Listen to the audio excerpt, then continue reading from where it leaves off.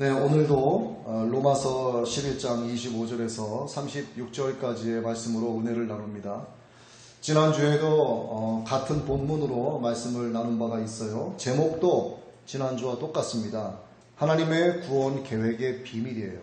지난주에도 같은 제목이었고 오늘도 똑같은 제목으로 다른 시각에서 조금 더 깊이 있게 말씀을 전하고 다음 주에도 이 말씀으로 똑같은 본문에 똑같은 제목에 더 깊이 있는 최종적인 말씀을 전하려고 합니다. 여러분들이 결코 이것을 잊어서는 안 되는 거예요. 그래서 3번을 반복해서 드리는데 내용은 조금씩 달라지고 더 깊이 들어갑니다. 여러분 지난주에 우리가 하나님 주셔서 나누었던 그 말씀을 혹 기억을 하고 계시는지는 모르겠지만 잊지는 않으셨으리라고 봐요. 그리고 요즘에 큐티를 제가 재림과 종말이라고 하는 제목으로 5편에 걸쳐서 1, 2, 3편까지 큐티를 발송을 했다가 5-4가 나가야 될 부분에서 그걸 안 내보내고 지난주 목요일날 이 말씀을 일부러 내보냈어요. 그런데 의외로 많은 제가 알지 못하는 분들인데 그분들의 반응이 상당히 아주 뜨거웠습니다. 그리고 참 감사한 것이 하나님의 사람들, 하나님의 택한 자들이 곳곳에 숨어서 정말 하나님의 말씀을 갈급해하고 있고 사모하고 있다라고 하는 것을 느껴서 너무 하나님께 감사드렸고요.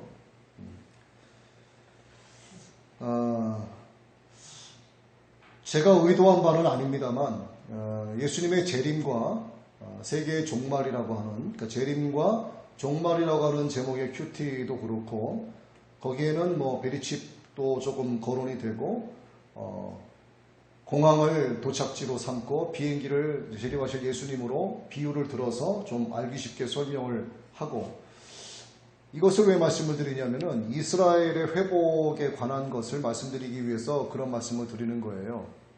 그러니까 제가 의도한 바는 결코 아닙니다만 요즘 들어서 계속 나가는 것이 이스라엘의 회복과 관련된 예수님의 재림과 종말에 관한 마지막 때 우리 성도들이 어떠한 마음으로 준비를 하고 있어야 되는가에 대한 그런 말씀들이 나가고 있는 것을 보면 하나님께서 주의 종들을 통해서 저뿐만이 아니고 이런 말씀들로 계속 무장을 시키시는 게 아닌가 이런 생각을 말씀을 준비하면서 하게 됩니다.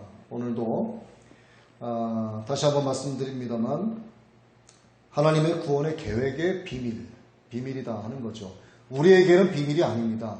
우리는 이미 예수 믿는 자들이고 예수 그리스도 안에서 나는 죽은 사람들이기 때문에 우리에겐 비밀이 아닌 거예요. 그러나 오픈되어 있습니다. 만민에게 공개되어 있지만 미처 깨닫지 못하기 때문에 그들에게는 비밀이 되는 거죠. 미스테리가 되는 겁니다. 여러분 아셔야 될 것이 있어요. 한 번 죽는 사람은 2번 사망을 합니다. 그렇죠? 하지만 2번 죽는 사람은 영원히 살아요. 한 번 죽는다는 것은 육의 죽음을 이야기하는 거예요. 그러면 영원 형벌, 죽고 싶어도 죽지 못하는 둘째 사망으로 들어가게 되는 거죠. 절대 절망. 하지만 이 세상에서 2번 죽으면 육신의 죽음과 또 예수 그리스도로 말미암아 내가 죽는 것, 거듭남을 이야기하는 거죠. 그러면 우리는 영생으로 갑니다. 우리가 이거를 기억하면 되죠. 자, 사도 바울은 마지막 때 이스라엘의 운명과 관련된 하나님의 구원의 계획에 대해서 말을 하고 있습니다. 그리고 그 구원 계획의 결말 부분을 오늘 본문을 통해서 이야기하고 있는 거예요. 바울이 말하는 결론은 뭐냐면 32절의 말씀대로 모든 사람들에게 하나님의 긍휼이 베풀어진다 이거예요. 모든 사람들에게 하나님의 긍휼이 베풀어진다. 자, 32절에 가서 모든 사람들에게 하나님의 긍휼이 베풀어진다라고 하는 것의 의미는 지금 현재는 모든 사람들에게 하나님의 긍휼이 베풀어지지 않고 있다는 뜻이죠. 여기서 모든 사람들이란 26절에 온 이스라엘을 가리킨다고 볼 수 있습니다. 자, 온 이스라엘에 대한 여러 가지 신학자들의 견해가 분분해요. 그 부분제는 조금 뒤에 말씀을 나누기로 하고, 온 이스라엘이다라고 하는 것은 예수 믿는 모든 유대인을 일단은 가리킵니다.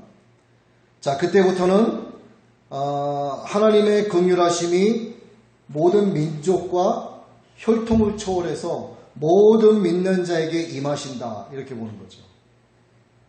지금은 더러는 이스라엘이 완악해졌지만, 더러는 우둔해져 있는 이스라엘이지만, 그때가 되면 하나님께서 말씀하시는 이방인의 충만한 수가 채워지게 되면 하나님의 모든 사람들에게 하나님의 긍휼이 임하게 된다. 이방인의 구원과 함께 종말론적인 미래에 접어든 이스라엘이 하나님께로 돌아올 것이다 라고 하는 예언적인 선포를 사도 바울이 지금 하고 있는 겁니다. 자, 마지막으로 바울은 인간의 모든 논리를 넘어서시는 하나님의 섭리하심을 찬송하고 있는 거예요. 그래서 11장의 거의 마지막 부분은 하나님을 향한 송영입니다. 사도 바울의 찬송이 되는 거죠. 자, 오늘 본문을 강해 설교이긴 합니다만 어떤 신학적인 부분을 조금 짚어야 되죠. 그래서 신학적인 고찰 부분으로 말씀을 덜어 드릴 수도 있습니다.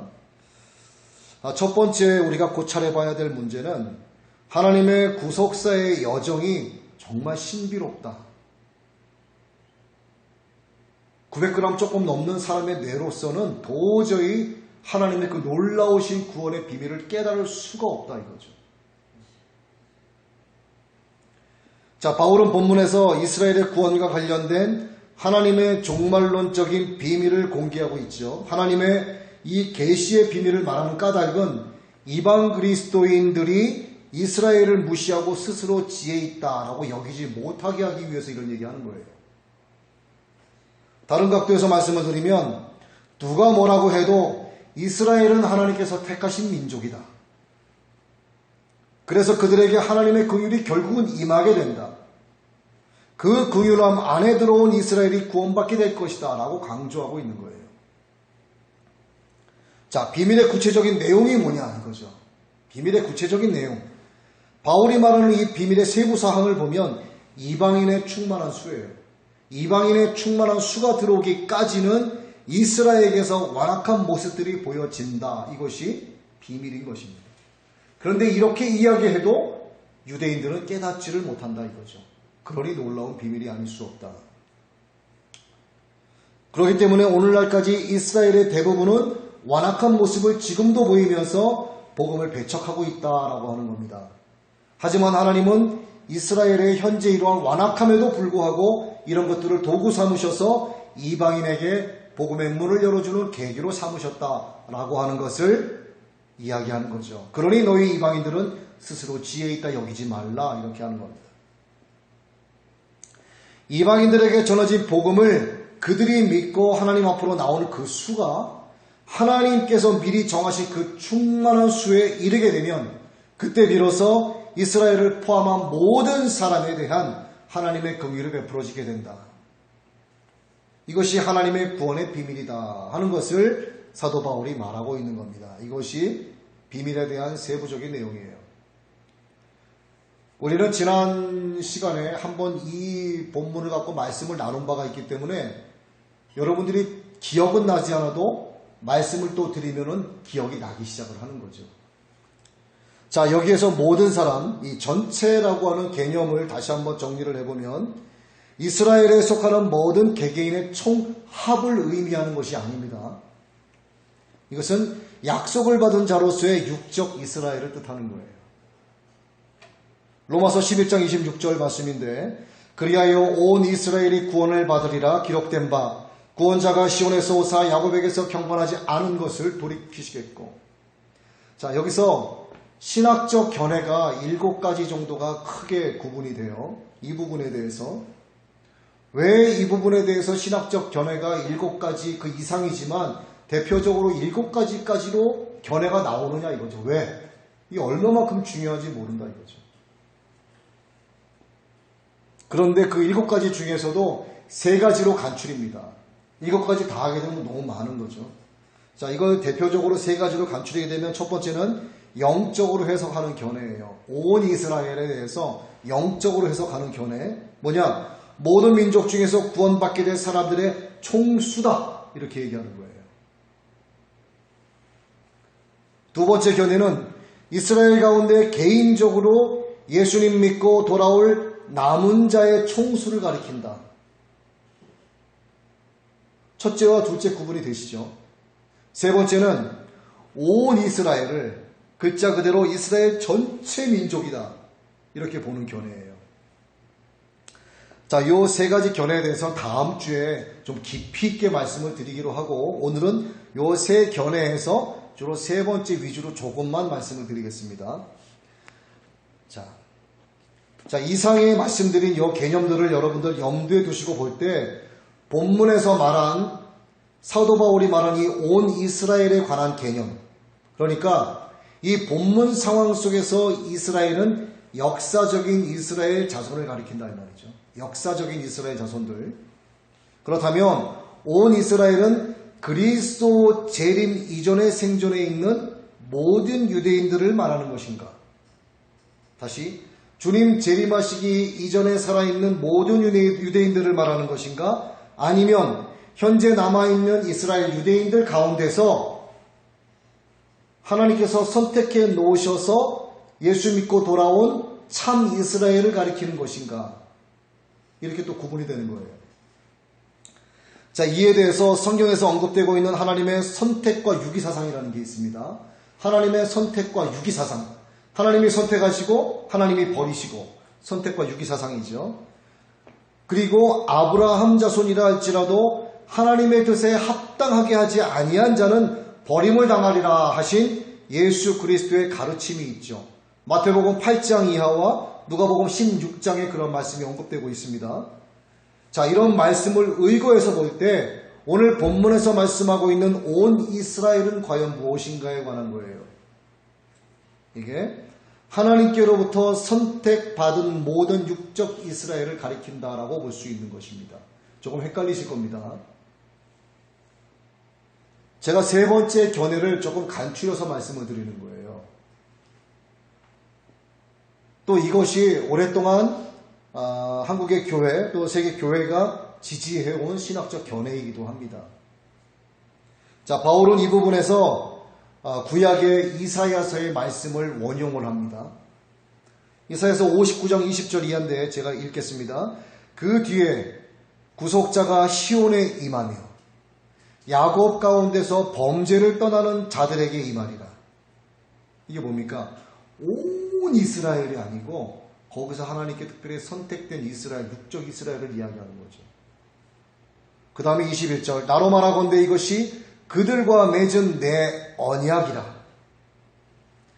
주가 말하노라. 곧 내 위에 있는 내 영과 내가 내 입에 둔 내 말들이 이제부터 영원토록 내 입과 내 씨의 입과 내 씨의 입에서 떠나지 아니하리라. 주가 말하노라. 이것이 킹 제임스 버전의 흠정역 성경의 내용입니다. 내 위에 있는 내 영과 나는 하나님이죠.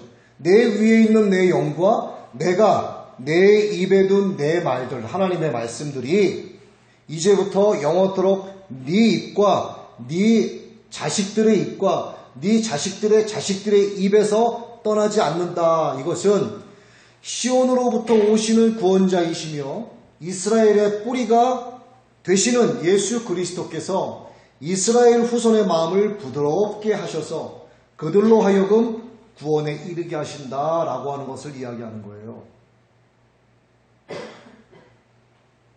결론적으로 뭐냐면 이스라엘을 구원하실 분은 유대인 그들이 배척하고 십자가에 못 박혔던 예수 그리스도 한 분뿐이다라고 이야기하는 것입니다. 그래서 예수 믿는 자들이 온 이스라엘이다 이 얘기하는 거예요. 자, 지금 말씀드린 이러한 모든 것을 하나님의 구속사의 섭리의 관점에서 보면은 이스라엘이 완악해서 불순종하고 있는 것은 온 인류에 대한 하나님의 구원의 은혜가 미치게 하기 위함이다 라고 하는 거예요. 그리고 이스라엘의 불순종의 불행은 이방인의 수가 하나님의 정하신 충만함에 이르기까지 계속될 것이다 라고 이야기하는 겁니다. 자, 그 모든 것이 하나님의 구원의 역사의 과정이다. 바울이 말하고 있죠. 따라서 이스라엘은 하나님께 버림받은 것이 아니고 또한 선민의 언약도 아브라함과 이삭과 야곱에게 하신 하나님의 선민의 언약도 무효화된 것이 아니다. 하나님의 때에 반드시 하나님은 온 이스라엘을 구원하신다. 이렇게 되는 거죠. 그런데 여기서 우리가 쉽게 깨닫지 못하는 것은 하나님의 이 구원의 비밀이 역설적으로 전개되어지고 있기 때문에 우리가 모르는 거예요. 여러분, 어려운 수학 문제가 딱 주어졌어요. 공식을 딱 주고 이거를 문제를 풀어보라고 합니다. 답을 딱 던져줘요. 어려운 문제가 있는데 수학 정답을 먼저 알려준 다음에 풀어봐. 그럼 여러분 풀으시겠어요, 그거? 이게 비슷한 여러분 이해를 돕기 위한 비유가 됐는지 모르겠지만 그렇다는 거예요. 역설적으로 말씀하시는 거기 때문에 우리가 지금 깨닫지 못하는 거예요, 잘.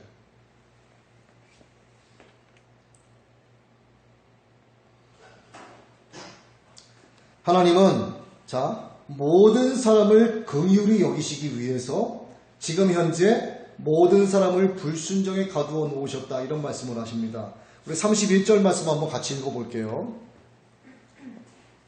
시작. 이와 같이 이 사람들이 순종하지 아니하니 이는 너희에게 베푸시는 긍휼로 이제 그들로 긍휼을 얻게 하려 하심이라. 자, 32절도 한번 읽습니다. 시작. 하나님이 모든 사람을 순종하지 아니하는 가운데 가두어 두심은 모든 사람에게 긍휼을 베풀려 하심이로다.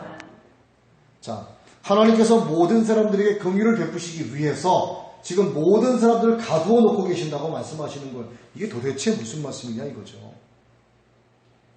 그러기 위해서 31절 말씀을 우리가 다시 말씀을 나누어야 됩니다. 자, 사람들이 순종하지 아니하는데 이는 너희에게 베푸시는 긍휼로 이제 그들도 긍휼을 얻게 하려 하심이란 말씀을 하고 있어요.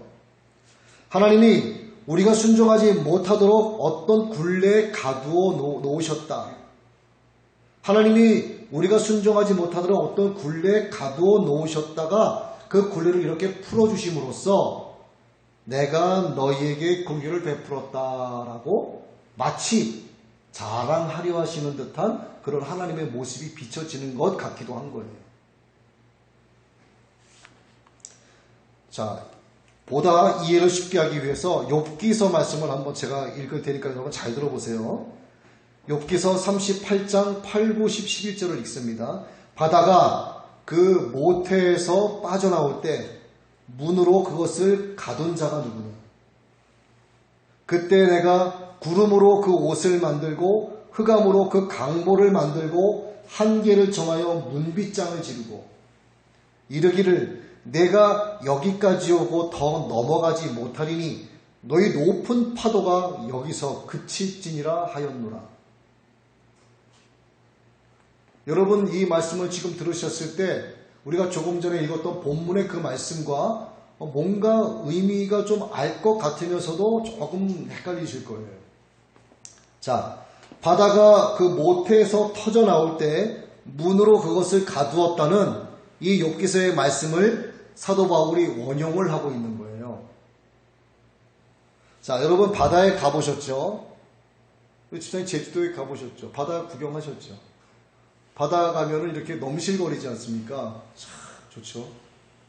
끊임없이 마치 의도하자면은 바닷물이 끊임없이 이 지구라고 하는 사람을 땅을 공격하는 듯한 자꾸 넘어온단 말이에요. 쫙 넘어오고. 그러나 그 바다의 넘실거림은요, 거기까지란 얘기예요. 이걸 누가 그렇게 했느냐 이거예요. 하나님께서 가두어 놓으셨다 이겁니다. 하나님께서 문빗장을 쳐 놓으셨다 그거예요. 흑암으로 강보를 만드셨다 그 얘기입니다. 더 넘어가지 못하고 거기서 그친다는 거예요. 왜? 하나님께서 그 한계를 정해서 문빗장을 지르듯 감싸안고 계신다라고 하는 거예요. 요 개념을 여러분들이 이해를 하셔야지만 그 다음 말씀이 전개가 됩니다. 자, 우리가 32절을 조금 전에 읽었죠. 다시 한번 32절을 읽습니다. 하나님이 모든 사람을 순종하지 아니하는 가운데 가두어 두심은 모든 사람에게 긍휼을 베풀려 하심이로다. 여러분, 불순종이 뭡니까? 너희를 향하신 하나님의 뜻이니라 하신 그 하나님의 뜻이 뭐죠? 항상 기뻐하라. 범사에 감사하라. 쉬지 말고 너희를 향하신 하나님의 뜻이니라. 불순종이 뭐예요? 항상 기뻐라 했는데 항상 기뻐하지 못하면 그게 불순종이에요. 범사에 감사하라 했는데 범사에 감사하지 못하면 그게 또한 불순종입니다. 쉬지 말고 기도하라 했는데 쉬지 말고 쉬면서 기도 안 하면 그게 또 불순종인 거예요. 불순종은 개념이 이렇다는 얘기죠. 나와 함께 동역하자 했는데 싫어 그러면 함께 갈 수 없는 거예요.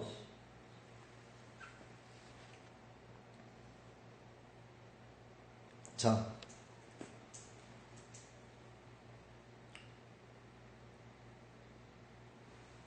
선택을 하죠.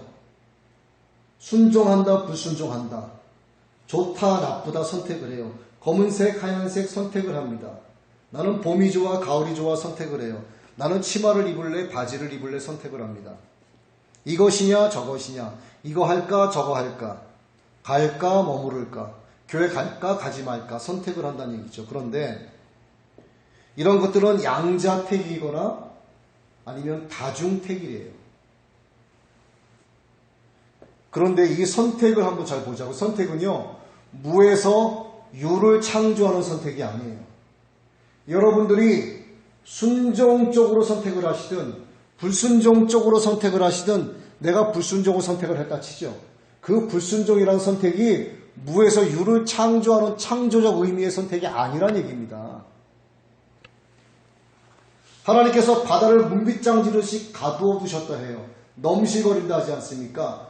갔다 왔다 하는 것, 선택하고 선택하지 않는 것, 순종하고 순종하지 않는 것은 하나님의 가두어 두심 아래에 있다 그 말이에요. 내가 하나님 앞에서 불순종한다, 내가 하나님 말씀에 순종한다, 이것은 하나님의 창조 아래 가두어져 있는 거예요.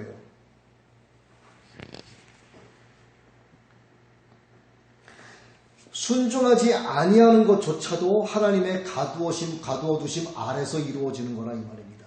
내가 순종하지 않았어. 난 내 멋대로 할 거야. 하나님 필요 없어. 난 내가 알아서 살 거야. 그게 무에서 유를 창조하는 것 같은 착각을 사람들은 해요. 하지만 그것은 하나님의 창조 역사 아래 가두어진 선택이라 그 말입니다. 자, 인간의 불순종이라는 것을 한번 보시자고요. 불순종을 다른 표현으로 하면은 하나님의 뜻대로가 아닌 내 뜻대로 하는 인간의 선택을 얘기하는 거예요. 이게 불순종이에요. 자, 이 선택이라고 하는 것이 하나님의 창조의 영역을 벗어나지 못하고 하나님의 창조 아래에 있다 하는 그 얘기입니다. 이것이. 너희들 인간들이 그 잘난 불순종이라고 하는 것이 하나님의 존재론적 권위에 감히 대응하는 그러한 수준조차 될 수 없다라고 이야기하는 겁니다. 이것이 32절의 말씀이에요.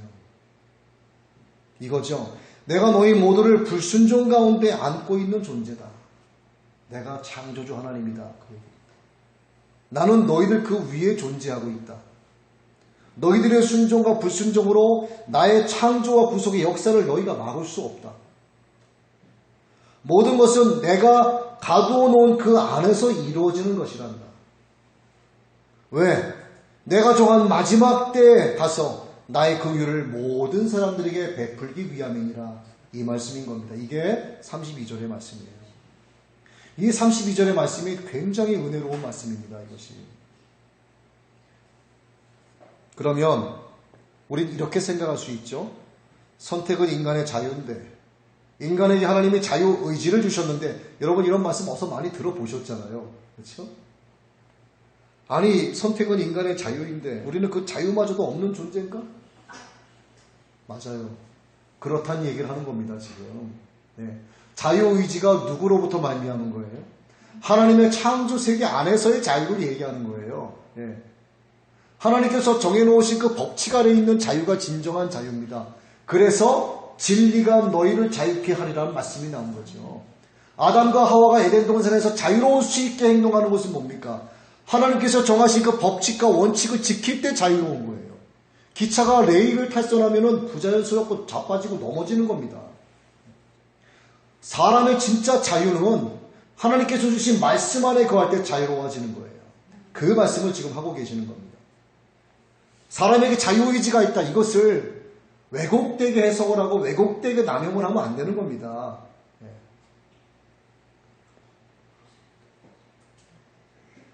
여러분 실존주의자들 들어보셨죠?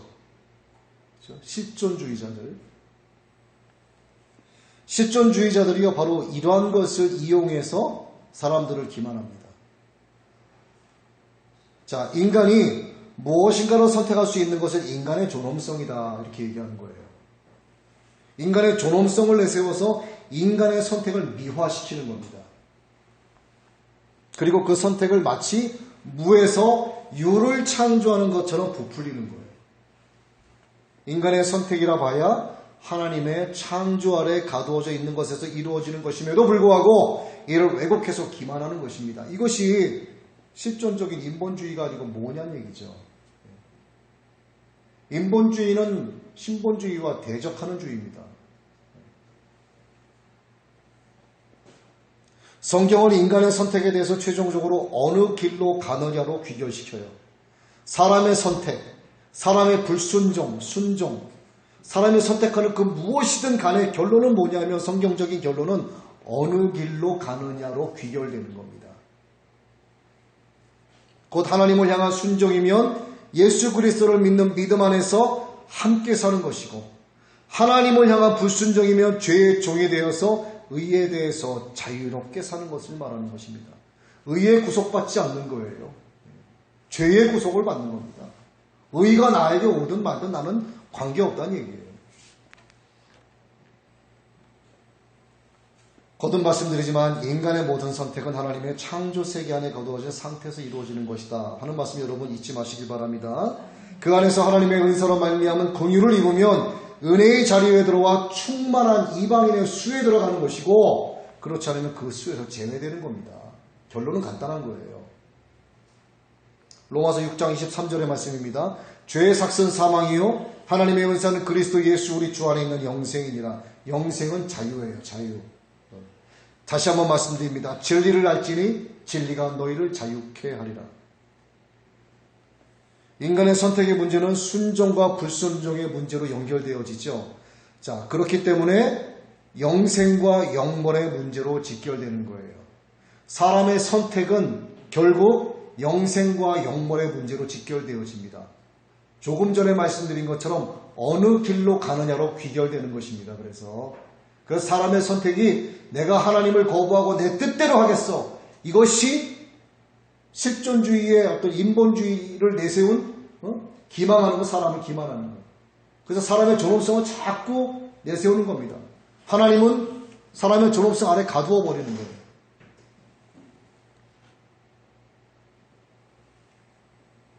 그래서 피조물이 갖게 되는 최고의 영광이 뭐냐 이거죠. 우리 같은 피조물이 갖게 되는 최고의 영광은 하나님이 지으신 창조 세계 안에서 하나님의 뜻에 절대적으로 순종할 때 주어지는 영생, 이것이 피조물이 갖는 가장 최고의 영광인 것입니다. 우리가 그 영광을 바라보고 가는 거예요. 첫 번째 고찰이 너무 길었죠. 두 번째는 하나님의 구속사의 성격을 한번 봐야 됩니다. 자, 하나님의 구속의 신비로운 비밀을 설명을 한 이 바울은 이스라엘에 대한 하나님의 구속이 어떠한 성격을 지니고 있는가에 관해서 또 이야기를 해요. 자, 이방인의 충만한 수가 채워진 후에 비로소 이스라엘의 죄를 용서하시게 될 하나님의 구원은 언약의 성취다라고 하는 것을 얘기하는 거예요. 이사야서 27장 9절입니다. 야곱의 불의가 속함을 얻으며 그의 죄 없이 함을 받는 결과로 이로 말미암나니 곧 그가 제단의 모든 돌을 부서진 횃돌 같게 하며 아세라와 태양상이 다시 서지 못하게 함에 있는 것이라. 예레미야 31장 33절의 말씀입니다. 그러나 그날 후에 내가 이스라엘 집과 맺을 언약은 이러하니 곧 내가 나의 법을 그들의 속에 두며 그들의 마음에 기록하여 나는 그들의 하나님이 되고 그들은 내 백성이 될 것이라. 여호와의 말씀이니라. 즉 이스라엘의 구원은 이스라엘의 마음에 맺어지는 새 언약을 의미하는 거예요. 이게 하나님의 구속사의 성격을 이야기하는 것입니다. 자, 그리스도의 속죄하심의 은혜로 이루어지는 내적 갱신을 얘기하는 거죠. 그때 이스라엘은 낡은 시대의 풍습을 벗어버리고 새롭게 태어나는 존재가 되는 것입니다. 그 다음에 이스라엘의 구원은 인간의 감정이나 의지가 전혀 계획되어 있지 않는 하나님의 은혜의 선물과 부르심에 기인한다. 이것이 하나님의 구속사의 제2의 성격인 거예요. 하나님의 사랑과 자비와 선에 의한 선택은 하나님의 특별한 목적을 이루시기 위해서 이루어진 것이다 이야기합니다. 즉 구원은 하나님의 전적인 은혜의 선물이고 은혜의 부르심이다. 이것이 결론인 것입니다. 그렇기 때문에 하나님은 자기가 선택하신 그 선택에 대해서 결코 후회하시는 분이 아니다. 이렇게 말씀이 이어지는 거죠. 인간의 불순종으로 인해서 그 구원을 처리하시지 않는다는 것입니다. 여기에 바로 구원의 일관성이 있는 거예요. 어제나 오늘이나 영원토록 동일하신 하나님. 하나님께서 창세이전에 우리를 미리 아시고 정하시고 부르시고 의롭게 하시고 영원롭게 하신 하나님께서 내가 오늘 이랬다라고 해서 구원을 자꾸 변기하시는 분이 아니시라는 것입니다. 여러분 얼마나 복된 자들이세요. 바울은 이렇게 하나님의 구원 계획에 대해서 앞으로 다가올 그 미래 계획에 대해서 마치 성취되고 있는 현재를 보듯이 이야기하는 거예요. 완전하게 믿는 거죠. 이스라엘의 범죄로 인해서 하나님의 구원세에 새 길이 열렸으니 곧 이방인의 구원이며 그래서 이스라엘은 하나님의 구원의 도구다. 따라서 창세기 12장 2절 이하의 말씀과 같이 모든 민족은 이스라엘을 통해서 축복을 받게 될 것이고 아브라함에게 하신 언약은 그래서 유효한 것이다. 이렇게 설명을 해주고 있는 겁니다. 자, 세 번째 고찰할 내용은 바울의 마지막 성령에 대한 신학적인 의미예요. 바울이 찬송하고 있는 것, 하나님을 찬양하고 있는 것에 대한 신학적인 의미를 한번 우리가 보는 겁니다. 자, 바울은 로마서 8장에서 개인의 구원의 문제를 끝맺습니다. 개인의 구원의 문제를 끝맺으면서 그리스도 안에 있는 하나님의 사랑을 확신한 노래를 불렀어요. 거기서도 하나님을 찬양했어요. 개인의 구원의 문제를 끝내고. 그리고 고린도전서 8장 이하에는 무슨 말씀이 나오냐면 인간의 모든 논리를 초월하시는 하나님의 역설적인 계시의 신비함을 또 찬양합니다. 그리고 오늘 본문에서 찬송하는 것이 민족의 문제를 얘기하는 거예요. 자, 8장에서 개인의 문제에 대해서 확신하고 찬양하고 고린도전서 8장 이하에서 찬송하고 오늘 본문에서는 민족의 문제를 마치면서 하나님의 창조와 구속의 역사를 통해 드러난 하나님의 놀라우신 섭리에 대해서 숭고하고 감동적인 마음으로 하나님을 찬양하고 있는 모습이 나오는 거예요. 그렇게 해서 11장의 대단원의 막을 내리고 있는 겁니다. 이것이 로마서 구원교리편인 1장에서 11장까지의 막을 내리는 모습이에요. 그리고 그리스도인의 윤리편인 12장에서 16장까지로 다시 넘어가게 되는 겁니다. 바울의 찬양을 한번 볼게요. 바울은 하나님의 부요와 하나님의 지혜와 지식의 깊으심을 찬양하고 있어요. 하나님의 지혜의 깊음이 천지 창조에서 나타났다라고 하는 것을 찬양하고 있고 지금은 예수 그리스도에게서 나타나고 있다라고 찬양하고 있고 또한 하나님께서 선택한 자들을 미리 아시고 택하신 하나님의 예지와 능력을 찬양하고 있는 것입니다. 다음으로 삼위일체 하나님의 구원의 행위를 찬양하고 있는 거예요. 36절의 말씀을 우리가 마지막으로 봅니다. 이는 만물이 주에게서 나오고 주로 말미암고 주에게로 돌아감이라. 그에게 영광이 세세에 있을지어다. 아멘. 자, 주에게서 나오고 주로 말미암고 주에게로 돌아감이라. 하나님이 인류를 창조하셨고 범죄하여 타락한 인간과 화해를 이루시기 위해서 아들을 보내셨고 마지막 때의 구원 사역을 완성하시기 위해서 보혜사 성령님을 보내주셨어요. 그러한 하나님을 찬양을 하는 겁니다. 그리고 그에게 영광이 세세 있을지어다 이렇게 찬양하면서 마무리 짓고 있는 모습입니다. 여러분 이제 말씀 마무리할게요. 바울의 신앙이 뭡니까? 이 전체적인 결론을 보자고요. 바울의 신앙이 뭐예요? 바울의 신앙은요, 하나님의 은혜와 그 은혜의 능력을 아는 거예요. 나의 나된 것은 하나님의 은혜로다. 이게 바울의 신앙입니다. 하나님의 은혜와 그 은혜의 능력을 아는 것. 그것을 아는 것이 그의 힘이었고, 그의 지혜였고, 그의 담대함이었어요. 그래서 그는 늘 승리했습니다. 정말 죽을 고비로 수도 없이 넘겼지만 그는 늘 승리한 사람이었어요. 그래서 그는 그렇게 된 하나님의 은혜로 말미암아 내가 이렇게 하나님을 찬양한다라고 고백을 하고 있는 것입니다. 이것이 오늘 우리의 고백으로 이어져야 되고 오늘 우리의 찬양이 되어야 되는 거예요. 여러분 이 말씀을 듣기가 다소 어려울 수도 있습니다. 간혹 가다가 어떤 목사님들은 이 부분에 대한 설교를 하실 때 눈 감고 계셔도 된다라고 말씀하시는 목사님들도 계세요. 이게 그렇게 쉬운 부분은 아닙니다. 여러분 그래도 잘 들으셨어요. 들으시고 다음 주에 조금 더 깊이 있는 말씀을 들으시면은 이제 쉽게 이해가 되시고 쉽게 마음에 다가오시게 될 겁니다. 우리의 길을 열어주시고 우리에게 보는 눈을 주시고 우리로 영분별할 수 있는 능력을 주시는 하나님 은혜를 찬양하면서 우리 이 시간도 하나님을 찬양하기를 원합니다.